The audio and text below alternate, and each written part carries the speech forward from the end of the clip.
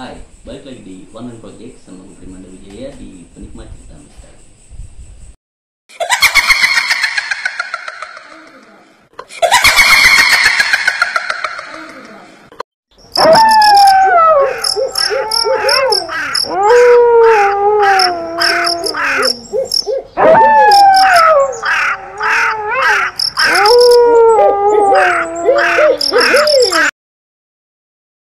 Kali ini ada Dewi.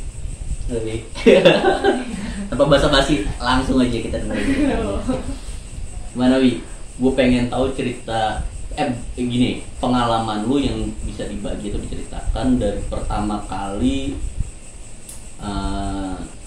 lu mengetahui kalau ini tuh ternyata hal mistis gitu ya, atau ini tuh pertama kali setan gitu. Langsung aja. Kalau dari pertamanya sih ya, kalau gue ngerasa jadi bokap gue punya bokap lagi kan, maksudnya punya kakek lah dari gue. Dia emang sosok orang yang sayang banget sama gue, tapi gue nggak pernah nyayang dia balik. Gitu. Dengan alasan? Karena gue sih kayak gue balik terus gue dicium-ciumin kayak gitu segala macam. Gue jadi anak sayangan dia. Iya. Terus satu ketika gue udah mulai sayang, dia pergi meninggal. Dia meninggal di situ, dan gue pengen menjadi orang yang bisa berinteraksi dengan dia. Pada saat itu, untuk membayar ibaratnya rasa sayang lu ketika lu udah mulai ngerti gitu ya. Iya, gue udah mulai sayang tapi dia pergi. Jadi terus udah dari situ tuh, udah setelah kepergian kakek gue semakin bisa merasakan aura-aura yang janggal dari gue. Pada saat lu pengen punya keinginan untuk berinteraksi. Iya. Dari yang pas pertama itu gue waktu pas pemakaman almarhum kakek gue gak datang karena gue lagi sekolah pada saat itu. Terus waktu pas hari raya gue datang ke kuburannya, gue segala macam berdoa segala macam. Terus di pundak gue itu ada yang nulis itu pastinya gue di situ tuh cerita aja ke makam itu gue sendiri. Iya, gue sendiri karena gue nggak pernah kepikiran ini gue bakal bisa ngeliat ini deh atau enggak, atau ngerasain gitu. Gue nggak pernah ngerasain itu, nggak pernah kepikiran bakalan kayak gitu. Terus di saat itu gue ngerasa ada yang nulis. Itu usia berapa? Tuh waktu itu kayaknya SMP. Gue aja jujur ya, sampai sekarang gue masih takut kalau sendiri. Karena gue ngerasa gitu, ya gue pengen ke rumah kakek gue cuma pengen cerita doang, gitu doang. Dengan niat dan rasa sayang yang besar ya, ibaratnya memberanikan lu buat ke situ. Nah, terus dari situ gue cerita ke bokap gue, dan ternyata kakek gue orang-orang dulu, orang-orang yang bisa lihat, dan orang-orang yang punya ilmu secara orang dulu. Yes, dan spiritual passionnya lebih tinggi. Dan apalagi dia orang Jawa juga kan. Yeah. Kalau Jawa kan ya kejawaannya ya orang-orang juga pasti pada tahu gimana dengan lingkup yang kayak gitu kan nggak asing lah dengan hal mistis kayak gitu. Terus dari situ tuh udah mulai merasa ini apa nih kayak gitu. Oh iya, dan lu nggak takut? Enggak. Ya mungkin gue ngerasanya kayak ya mungkin ada yang lagi apa sih lagi menyayangi gue dari jauh. Gue selalu ngerasa kayak gitu. Terus udah dari situ gue cerita ke bokap gue. Terus ya bokap gue cuma bilang ya mungkin itu kakek. Mungkin itu kakek pengen nanya kamu, kita udah tahu kamu udah sayang sama dia. Mungkin kakak pengen ngasih kamu kayak gitu. Terus udah seiring berjalannya waktu, gue pernah diajak ke daerah Depok. Itu ke tempat gue menyebutnya AA. Ini menyebutnya dengan nama AA. Di situ tuh dia kayak ya orang pinter lah, segala macam. Dia nanya ke gue gini, kamu ada nggak keinginan yang kamu kayaknya tuh suka banget diwujudin gitu, keinginan dari hati ya, bukan keinginan untuk duniawi lah ya. Jadi gitu. Setelah penyesalan gue yang udah bertahun-tahun, gue diajak situ, gue ada kesempatan dong. Nah akhirnya gue diajak di rumahnya dia itu, lantai satunya ada saung gitu di luar rumahnya, terus ada lantai 2 sekotak gitu palingan 2 meter. Itu tuh yang isinya bener-bener kayak keris, kayak lukisan-lukisan segala macem, banyak deh pokoknya. Benar-benar pelan koleksinya dia lah ya. Gue naik ke atas, gelap, bener-bener yang gelap banget itu kamar. Terus gue cuma disuruh, coba di kamu berdoa terus kamu merem, kata itu. Udah, gue merem bener-bener. Terus gue cuma ngomong, gue sambil berdoa, gue bilang, gue pengen ketemu laki gue pengen ketemu laki gue ngomong gitu-gitu kan. Terus yang pertama yang gue lihat, bener-bener nyata banget, gue lagi merem, gue lagi fokus-fokusnya, ada kayak apa ya, kayak lu lagi di rel kereta api terus ada kereta api nabrak lu, tapi yang gue lihat di saat itu adalah cahaya putih yang langsung kena. Iya, di posisi gue merem, otomatis gue langsung melek dong. Gue melek, gue ngedenger langkah kaki AA naik lari ke atas. Mungkin dia ngerti gitu ya, dia tahu gue bangun atau gimana. Dia lari ke atas, terus dia nanya kenapa. Atau ada cahaya putih cepet banget gitu. Kita langsung lanjutin aja, gitu bener-bener. Karena lu melakukan hal yang sama, ngulang gitu ya. Iya, terus gue ngulangin lagi, kayak gitu lagi. Ketemu laki gue, dia cuma ngintip satu pesan. Oh, komunikasi. Itu gue juga kaget, kenapa gue bisa kayak gitu. Dia komunikasi, dia ngomong kalau ada kesempatan jangan dilewatin. Dan sampai saat ini gue gue makai moto itu. Gue setiap ada kesempatan pasti gue ambil, mau itu kesempatan kecil apapun pasti gue ambil gitu. Ibaratnya kesempatan tuh dalam hal apapun yang ada di lu gitu ya. Mau Misalnya, itu dunia kerja gitu kan, apapun lah ya. Apapun tuh pasti gue ambil. Ibaratnya maknanya untuk kehidupan lu lah ya. Dan terus kan anak kampus ya. Gue pernah waktu itu ke kebun raya Bogor untuk hunting. Yang foto-foto segala macam. Dan terus gue setelah dari situ maghrib itu gue cabut ke daerah puncak sama anak-anak juga, ramai tuh. Itu tuh emang tanjakan dan batu banget gitu loh. Dan itu tuh posisinya udah isya lah. Isya kan yang nggak terlalu gelap banget kan. Di situ mah gue kambuh. Bener-bener gue emang belum makan juga. Mah gue kambuh. Tapi mobil ketiga itu ada pick up bawa barang kan. Itu mobilnya macet karena kena batu, terus kayak licin gitu kan.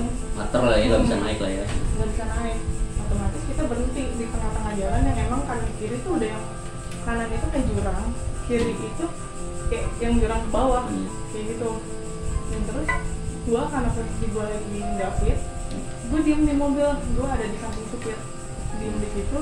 Pintu kanan, pintu supir sama belakang supir dibuka, pintu dibuka semuanya. Gua ditinggal sendiri saat itu.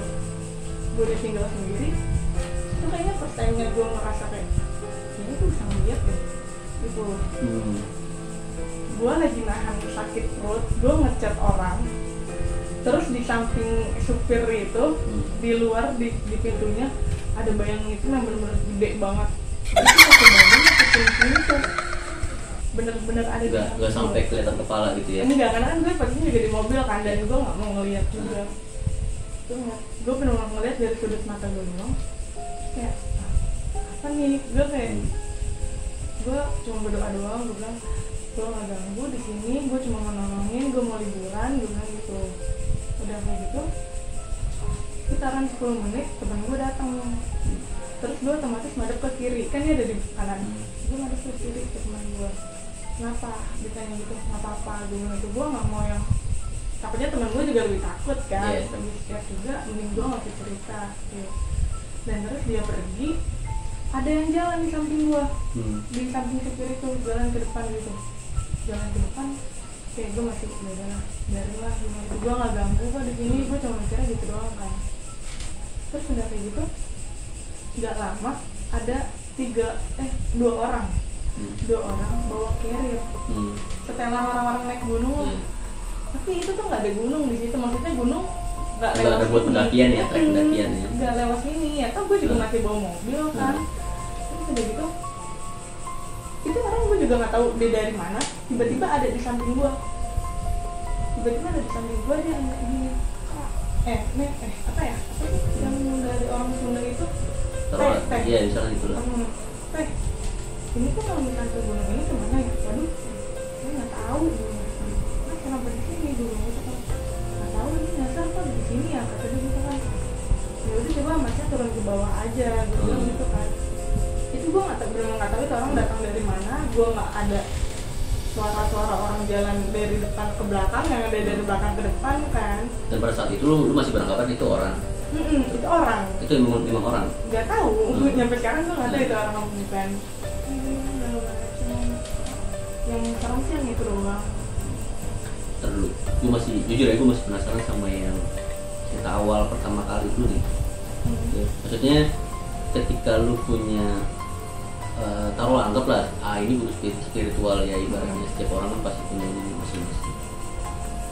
Pada saat itu ketika lu mengutarakan keinginan lu dan ternyata tercapai untuk melihat gitu ya, pada saat itu ada perjanjian atau ada pembicaraan yang memang secara nggak langsung lu dibuka kah misalkan orang atau mata batin lu untuk bisa melihat kayak gitu, atau memang ini jawaban dari kakek lu ketika rasa keinginan lu? Maksudnya gini, keinginan itu kan bisa tercapai ya, atau kadang tercapai ketika memang benar-benar dari hati lu yang tidak terlalu diekspos gitu ya, tapi ternyata bisa direalisasikan gitu ya. Dan lu percaya itu sih. Dan lu beranggapan atau lu menyatakan kalau first time lu pertama kali lihat dan menyatakan setan itu ada atau makhluk itu ada pada saat itu. Cuman kalau misalnya masalah untuk buka mata batin atau gimana, gue gak pernah ada omongan apapun juga sama itu kan. Tapi memang berarti ibaratnya anugerah lah ya, kita anggap kayak gitu anugerah ya. Gue malah khawatirnya kalau misalnya itu hadiah dari kakek gue. Nah ya, itu gue arahnya ke situ, maksudnya ketulusan hati lu yang membuat ya balik lagi kejauhan itu kan kental banget ya. Tahu gue tuh ibaratnya keyakinan dia untuk ke yang maha kuasa itu, dia percaya melalui perantara dia bakal sampai ke atas kan. Terus dari yang di itu kan ya gue berakhir dengan gue cuma disuruh mandi kembang. Gue mandi kembang itu sekitar jam 3 pagi, benar-benar gue mandi dimandiin sama nyokap gue, benar mandi sama nyokap gue, terus gue tidur di kamar bawah. Orang-orang sama bokap gue sama nyokap gue itu di saung kan. Terus di situ tuh memang jadi posisinya ada pintu, terus kasur, sampingnya itu tembok gitu, terus ada lukisan gede.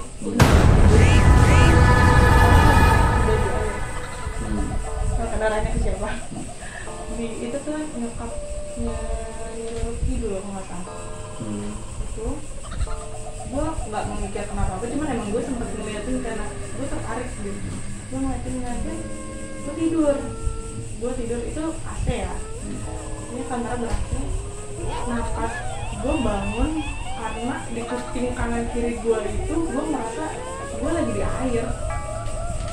Benar-benar suara laut tuh benar. Sugesti lu dari lukisan itu ke bawah lah ya. Mungkin ke bawah. Udah kayak gitu, apa ya, gue kebangun, pas gue bangun badan gue basah. Secara logika nggak mungkin lah ya ruangan ber-AC. Makanya gue sebutkan dulu ruangannya ber-AC. Gue bangun keringetan, benar-benar bukan keringetan yang keringetan dikit doang, tapi yang banjir gitu loh, badan gue tuh basah. Apa yang ada di pikiran pada saat itu? Gue nggak tahu. Gue khawatirnya, kan gue juga udah sering dengar hal-hal kayak gitu ya. Cuman emang gue nggak pernah ngerasain. Dan gue ngerasain itu, gue takutnya gue lagi mau diculik nih. Gue pikirnya gitu loh. Untuk ke kalau lu punya pemikiran gitu berarti lu sempet apa ya, maksudnya mengalami atau tahu cerita tentang misalkan sejarah Nyoro Kidul, sejarah gitu dong ibaratnya. Kalau lu punya pemikiran buat diculik gitu ya. Ada. Makanya gue bukan pengalaman gue, tapi pengalaman orang-orang di sekitar gue. Iya, yang bercerita sugesti lu ke bawah, pasti gini. Iya, gue khawatirnya tuh itu malah takutnya kalau misalnya gue diculik, nih alhamdulillah nih gue masih bisa bangun. Kalau ternyata gue nggak bisa bangun, terus gue bangun di mana tahu kan. ya udah gue bangun gue mau cerita sama dan emang di tempat itu sih sebenarnya nggak yang angker banget sih, enggak, orang perumahan biasa kok. Ya sih, cuman gue juga kaget waktu pas bangun gue dengan keadaan gue basah dan gue mendengar suara-suara air, terus kayak kenapa nih katanya. Dan lu mengiyakan kalau bahwa diri lu itu ternyata bisa melihat dunia yang lain gitu. Setelah Untuk sekarang itu sampai saat ini gue udah sering lihat. Mengiyakan. Dan lu nggak merasa terganggu sama sekali. Enggak, karena gue nggak ganggu. Begitu gitu ya, kalau gue nggak ganggu dia juga nggak akan ganggu. Seharusnya nggak gitu. Dan alhamdulillah sampai saat ini gue nggak pernah ketemu aura-aura yang negatif banget gitu yang benar-benar mengganggu gue atau gimana gue nggak pernah. Ya cuman kayak yang bisa ngelihin itu ya udah aja. Yang negatif. Yang enggak, kalau konten kayak yang positif atau enggak kayak bukan yang jahat lah, maksudnya kayak nongolin aja. Gue juga Walaupun itu jelek rupanya. iya. Gitu. Lu risih gak sih? Kadang risih. Kadang gue pengen tenang gitu, tiba-tiba ada apa. Sabar ya, tunggu dulu ya. Gue paling ngomong gitu dong, dulu ya.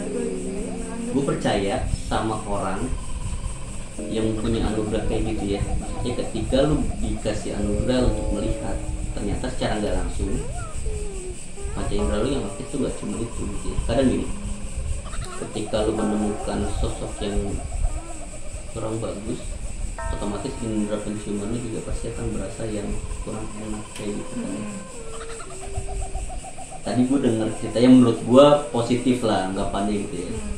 Sekarang gue pengen tahu yang negatifnya. Pernah nggak sih lu ketemu yang hancur banget gitu kan? Kayaknya pernah, kayaknya ini dia itu gue nggak ngerti kecelakaan atau gimana, jadi tuh yang yang kebelah-belah gitu, kayak mukanya tuh kayak apa ya, muka tapi kebelah terus ininya Ngamplek gitu iya, ya? ngamplek gitu kayak turun gitu. Aduh, kok kayak gini, gue udah mikirnya gitu, kok kayak gini. Itu di otak lu apa tuh? Maksudnya ketika melihat itu gitu ya, risih kah, keganggu kah? Risih sih pasti, cuman kan untungnya gue bukan orang-orang yang takut kalau misalnya ada kecelakaan kayak gitu kan, gue nggak yang ngedown apa gimana kan. Gue cuma kenapa, gue cuma nanya gitu nih, kenapa? Tapi dia nggak, biasanya nggak jawab. Kalau gue ketemu sama kayak gitu biasanya nggak jawab. Cuman yang gue tangkap kayaknya mungkin kecelakaan, kayaknya dengan kondisi muka yang kayak gitu dan ya udah badannya udah yang nggak berbentuk. Dan circle lu, teman-teman lu gitu ya, tahu nggak sih kalau lu kayak gini? Sekarang udah ada beberapa yang tahu. Tahu ya. Dia pernah ini nggak sih? Pernah lu kenapa sih lu gini sih? Dan pasti lu nggak langsung menceritakan itu dong. Ya kan, rata-rata gue ketemu orang yang dia lihat gitu ya gini-gini, dia tuh nggak selancang kayak gue langsung gue lihat ini gini. Karena kita sendiri punya batasan untuk ya kan, yang kayak gitu-gitu gue nggak akan cerita sama orang dan nggak segampang itu gue cerita. Dan nggak semua makhluk yang diceritain. Gitu.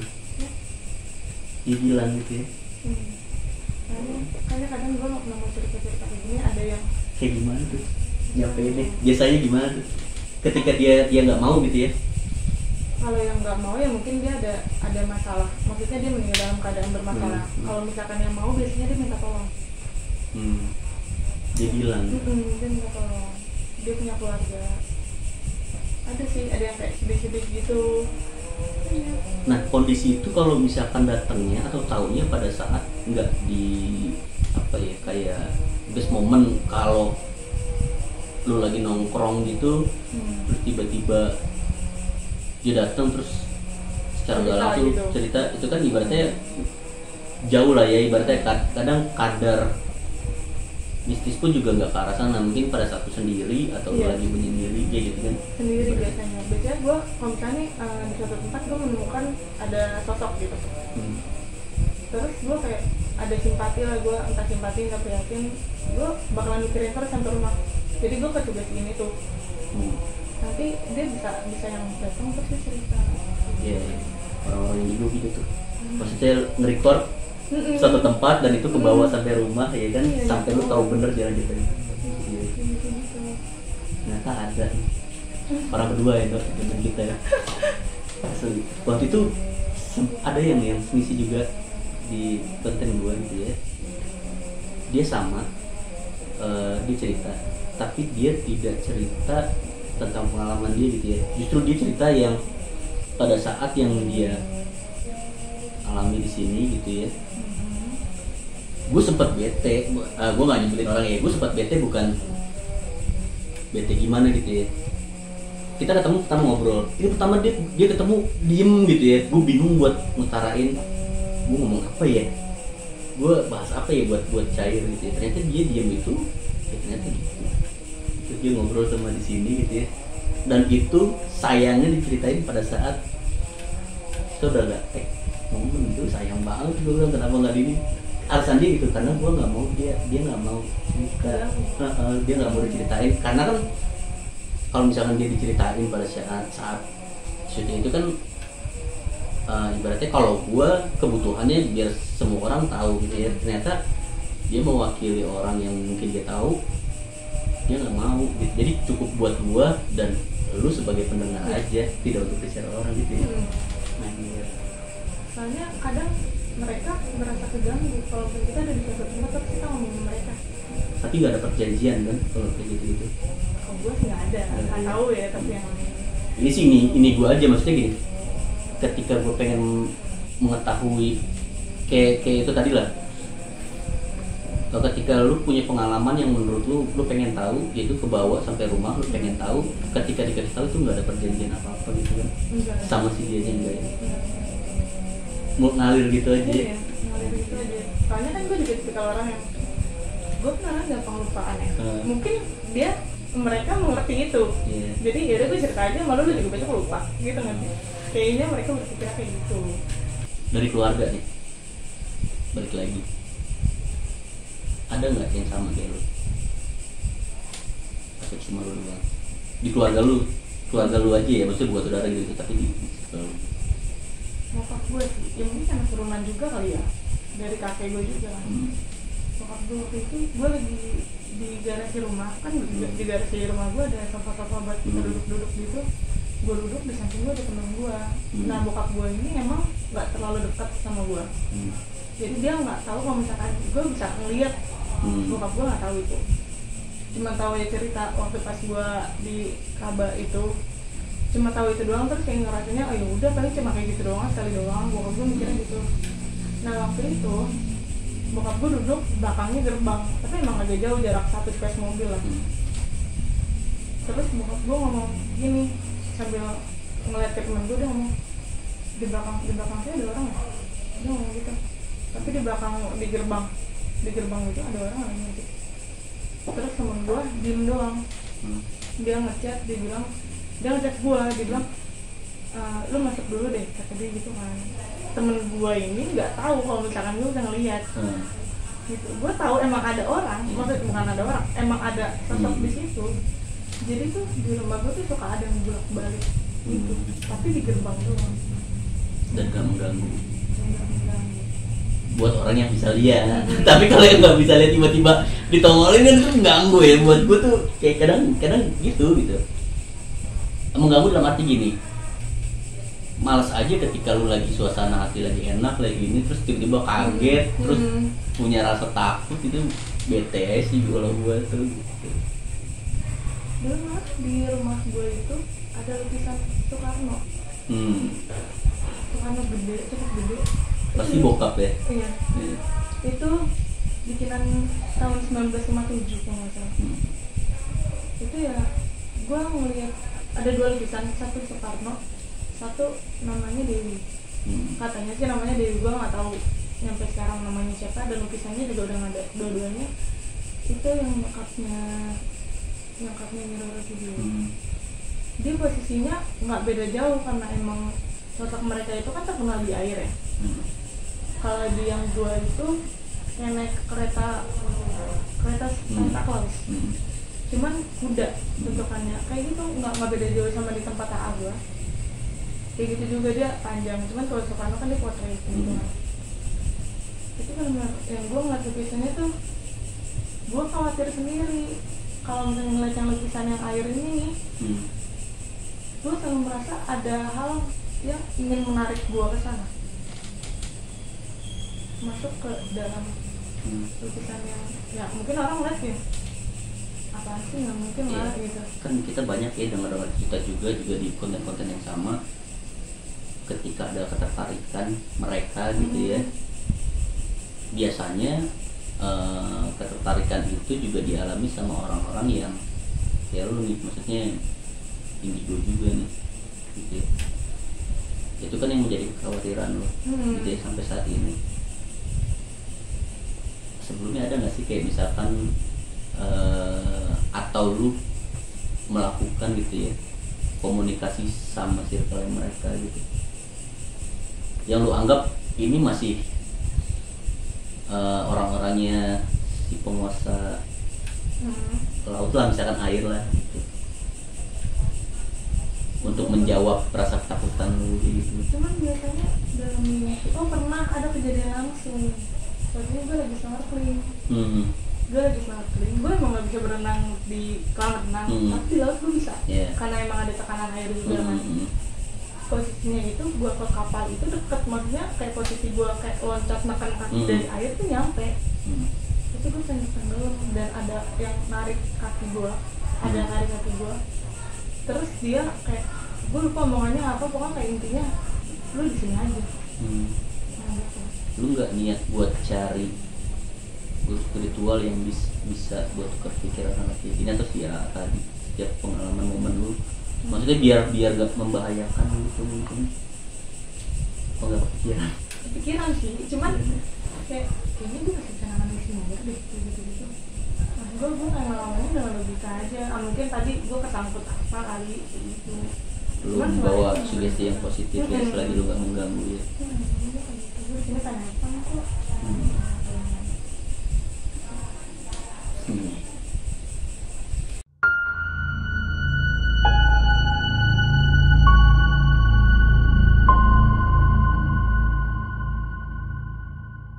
Terima kasih untuk penikmat cerita misteri. Jangan lupa like, komen, dan subscribe channel ini. Kedepannya gue makin bisa berkarya untuk membagikan karya-karya cerita gue yang lebih. Thank you.